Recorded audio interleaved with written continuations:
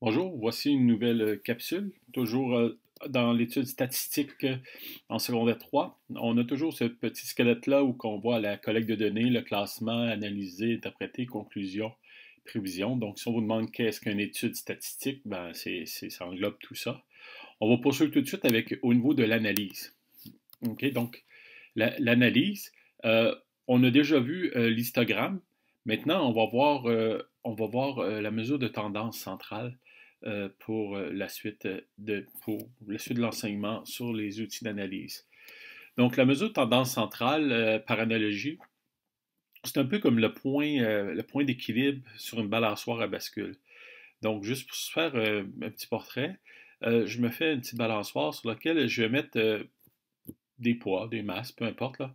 Donc ici, je vois qu'ils sont assez répartis et j'essaye de trouver un centre d'équilibre, quelque chose qui représente le centre de tout ça. Donc on pourrait arriver à peu près à cet endroit-là. Donc c'est un peu ça qu'on parle de mesure de tendance centrale, c'est d'avoir une idée environ où se situerait le milieu de l'ensemble de nos données. Maintenant, nous, on va voir trois types de mesures. Il va y avoir le mode, il va y avoir la médiane, puis il va y avoir la moyenne.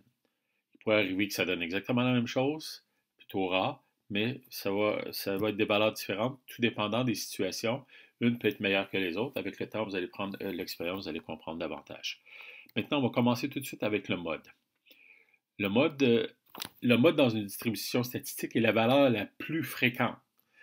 Bon, qu'est-ce que ça veut dire? C'est que si j'ai un exemple ici, avec une distribution, avec des nombres dans ma distribution, et que je ramène ça sur ma petite balance à bascule, si j'avais à mettre le point d'appui, ben, il serait probablement à l'endroit où la valeur revient le plus souvent.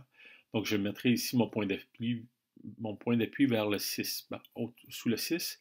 Et on observe également ici que dans ma distribution, c'est le 6 qui se répète le plus souvent. Donc, à partir de là, on peut tout simplement dire que le mode de la distribution est 6. Maintenant, si vous étiez en classe, j'aimerais avoir une question qui me dirait, qui est en fait une situation particulière. Si une valeur revient plus d'une fois, je veux dire, une valeur revient le même nombre de fois. Supposons le 6 ici venait 4 fois, si le 5 venait 4 fois, à ce moment-là, on aurait eu un binôme, donc, ou un trinôme. Donc ici, un binôme, pas un binôme, mais un bimode et un trimode, excusez. Donc ici, il faut faire attention de la pertinence du sens qu'on veut donner à la mesure de tendance centrale si on en a plusieurs. Donc ici, c'est pour ça qu'on en a quand même plusieurs. Il y a des fois, ça se prête bien, d'autres fois, ça se prête moins bien. Revenons ici à notre tableau de départ.